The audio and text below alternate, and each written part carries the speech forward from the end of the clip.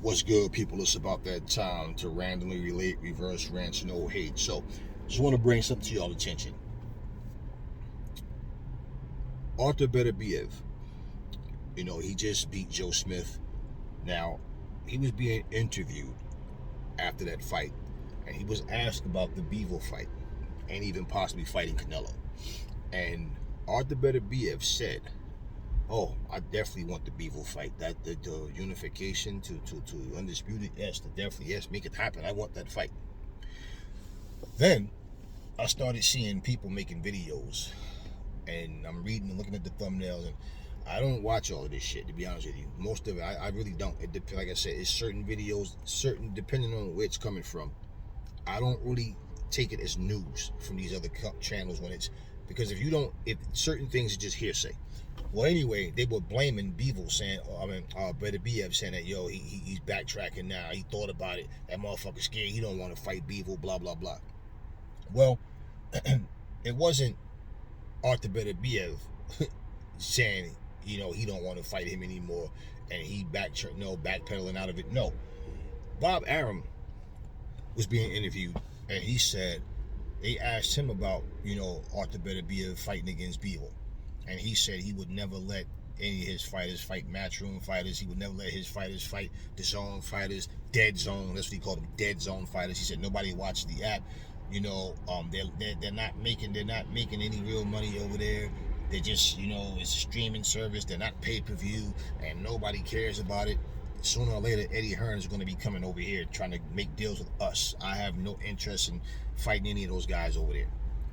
So clearly, Bob Arum, as a businessman, you gotta understand, if it doesn't make dollars, it doesn't make sense to these guys, and they want to maximize their dollars. So it's clearly a Bob Arum decision of now. Now, Artur Beterbiev can say, "Look, I want to fight." I can see an argument being there. No, we're not going over to the zone. Blah blah blah. This and that. And, no, let them come to us. We don't need them. That type of situation, because these guys want to make money. The networks want to make money. They don't care shit about legacy. Means nothing if the money's right. You guys know that. If they want the most money, it's just like me looking at, remember when we first heard about him fighting against the MMA guy, and remember how Oscar De La Hoya, Conor McGregor, remember how Oscar De La Hoya was like, he's tarnishing his legacy, the things that he's done, and this is like, just, it's disgraceful. I remember Ellie Setback asked him, well, if Canelo, I've heard that Canelo, it's possible that Conor McGregor wants to fight Canelo, and all of a sudden, in the same breath, Oscar went, "Oh, we can make the fight happen. Yes, we can make." Oh, wait. It was disgraceful for Floyd because Conor's not a boxer. He's an MMA guy. What makes it acceptable for Canelo? You see, $300 million. We know how that went. We know what it was about. So it's always about money. Always. So this is not Artur Beterbiev changing his mind and deciding he doesn't want to fight him anymore. No, that's not what it is. He was talking about gaining more experience because even though he's 37 years old, this is only his 18th fight. 18 knockouts. And, it's not about, like I told you guys, it's not about these fighters so much being scared. They don't want to fight this guy. No, it's the money needs to be right. Of course, this is what they do for a living. They don't fight for fucking free. Yeah, I mean, even though some of these fighters probably feel like they do because they're making next to nothing. But this was a Bob Arum decision. This has nothing to do with Artur Beterbiev. He wants to be unified. And here he is now in a position where if that fight does happen, come on, these are two Russian guys, man. Where the fight takes place and how, big of a draw it is. And like we don't know. And like I say, boxing need to put good cards on, not just focus on just the main event. Boxing does a terrible job at promoting all the fighters, man. They really do.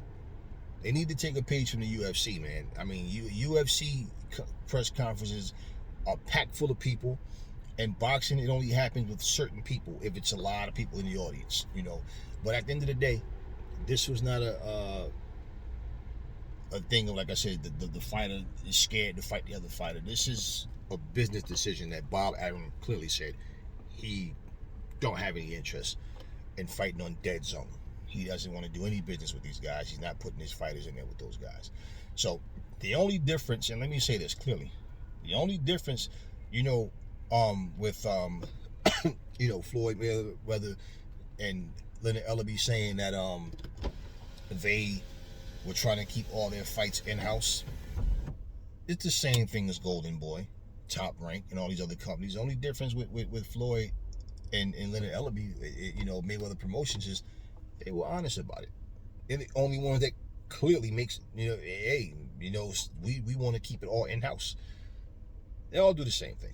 And they all want leverage. That's why they all try to persuade different fighters to come to their promotional team. So it is what it is.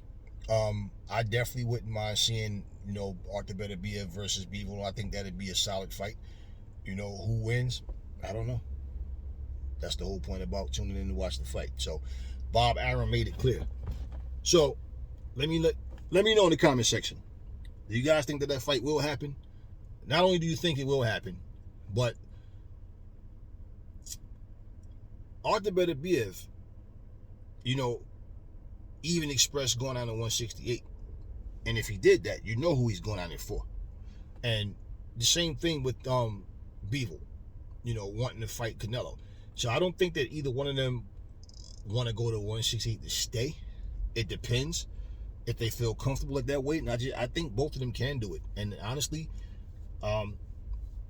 Canelo is in a position where if Demetrius Andre does stay true to his word and go to 168, and the guy, Morrell is there at 168, and if Artur Beterbiev and Bivol did come down, 168 easily becomes the most stacked division in boxing. Easily.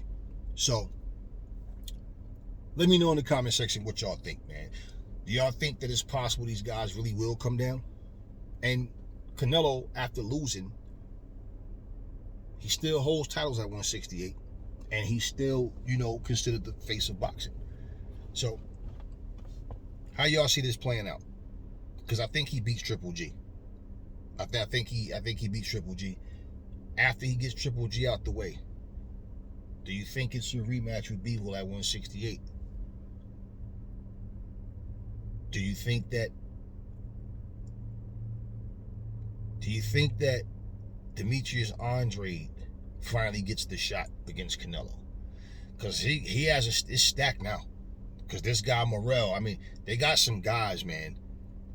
And I really don't want to see a Caleb Plant Canelo rematch, because that fight just happened, and I'd rather see Caleb go against somebody else. And to be honest with you, Benavidez is in a position where he may want to fight somebody. He wants to get to Canelo, and now him being in that division so long, Canelo's going to have to fight somebody. Okay, we don't know who the mandatories at this point would be, if he has a mandatory right now, other than after he fights Triple G. But think about it. Look at who's there right now. So who does he choose?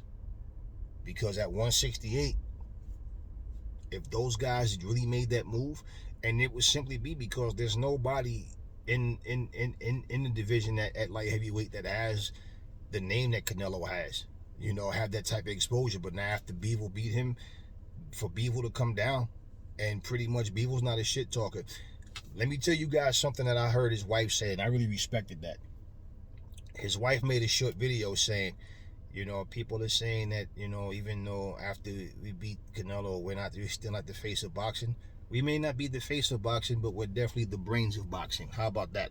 And because all of these titles and things that people say, it doesn't mean anything. You can say what you want, you can label somebody something, but you have to get it done in the ring. And I respected that. Bivol, with his basic style, his discipline, his sticking to his game plan, it paid off for him. So I definitely would love to see. I'm not really interested in seeing Bivol and Canelo in a rematch. I just think the same thing happens at 168. I think the same exact thing happens. Maybe even worse for Canelo at 168, because I think after watching the fight, Bivol sticks to his plan, know what he has to do, but he'll also realize certain things, like Canelo's slow feet, Canelo's inability to move out of the way of a punch when you pressure him, Canelo's inability to get behind a longer jab and even want to mix it up, because Canelo, when he felt that power, you could see, like, okay, he respected that power, he backed off. So I'm not really looking at that fight. I think Artur Beterbiev also beats Canelo at 168 or 75. I think it just doesn't matter. And if Canelo, like he said, that he feels comfortable at 68, or you have a division now that already got some solid fighters, but if those two came down, that would be some shit. And no, I don't want to see all these guys fight each other off and then the last one standing gets Canelo. No, I would love to see them all fight each other. But what I'm saying is, if you look at, we're talking Undisputed. Who would you want to see him fight at 168 right now? Who would y'all want to see after he beats Triple G? Who do y'all want to see Canelo fight at 168? And I repeat this one more time. They need to start doing these round robin tournaments in every division to force fighters to fucking fight. The business model has changed with all these different companies coming in, and everybody want to make money, but it's not helping boxing. It's just helping line other people's pockets, though.